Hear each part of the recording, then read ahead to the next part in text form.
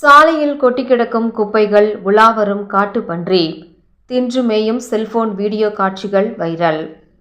கோவை துடியலூர் அடுத்த கதிர்நாயக்கன்பாளையம், தடாகம், பன்னிமடை போன்ற பகுதியில் கடந்த சில மாதங்களாகவே வனவிலங்குகள் ஊருக்குள் புகுந்து அட்டகாசத்தில் ஈடுபட்டு வருகின்றன.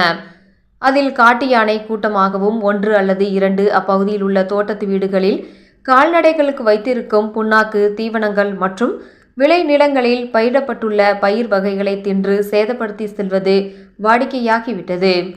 இந்நிலையில் தற்போது அந்த பகுதியில் அதிக அளவில் காட்டுப்பன்றிகள் விளை நிலங்களுக்குள் புகுந்து சேதத்தை ஏற்படுத்தி வருகின்றது. இதுகுறித்து அப்பகுதி விவசாயிகள் மற்றும் பொதுமக்கள் தமிழக அரசு மற்றும் வனத்துறையினரிடம் அதனை தடுக்க நடவடிக்கை எடுக்க வேண்டும் என்றும் தொடர்ந்து கோரிக்கை விடுத்து வருகின்றனர். இதனைத் தொடர்ந்து KRS பேக்கரி அருகில் சாலை ஓரத்தில் கொட்டப்பட்டிருந்த குப்பைகளை அப்பகுதியில்